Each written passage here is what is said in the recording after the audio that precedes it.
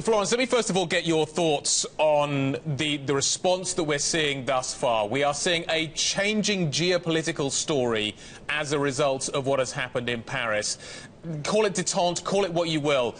The French, the Russians, the Americans all seem to be increasingly on the same page. Incredible, isn't it? Well, I think it's a riveting moment of reckoning in international politics.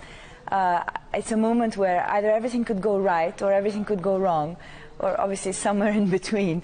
I hope that everything starts to go right and that it's now amply obvious that the best way forward is for Russia and the United States to cooperate. We all knew and have been saying that a war like the Syrian war can drag everybody into it, and that the crumbling of a state like Syria was a very serious thing and very different from Yemen, very different from Libya, just because of the number of parties that were potentially going to be involved in this. So now there are two questions, really.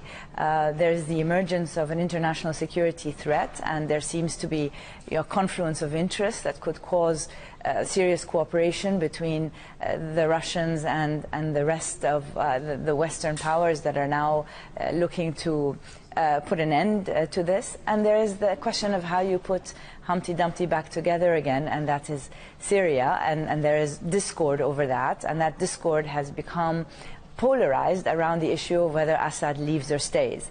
But there's also some room for flexibility, and I think that we're starting to see progress, and I certainly hope it continues. On the second of those points then, Florence, it's Anna, good morning to you. On the second of those, on the future of Assad, it had been a stumbling block between the US and Russia for some time.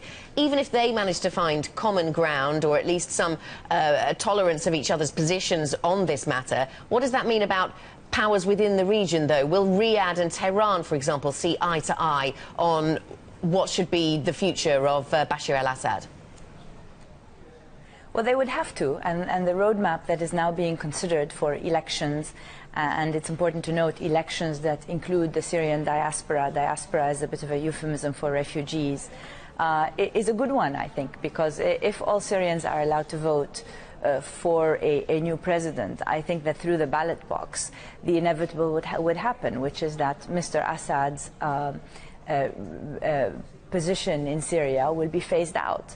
And that's the inevitable, I think. I mean, he himself recognizes that it's, a transition entails his departure, and he's willing for that to happen. The question is, what's the modality? And it does seem that there is agreement on a very important way of conducting this modality, which is elections that include Syrians all over the world. Florence, if we were to see elections taking place, if we were to see in your words, putting Humpty Dumpty back together again, if that happens, how will that change the security situation in Europe? I think, there are two battles raging here. One is in Syria, and it is spewing violence across the world, Iraq, obviously. And the other one is a battle within the Middle East for the hearts and minds of the disenfranchised.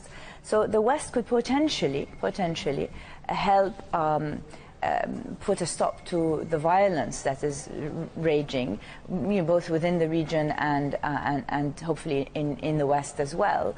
But there's another battle that still needs to be fought, and that battle is a policy battle that takes the terror out of the hearts and minds of young people who are joining ISIS and are inclined to go in that direction rather than occupy themselves with things in their countries.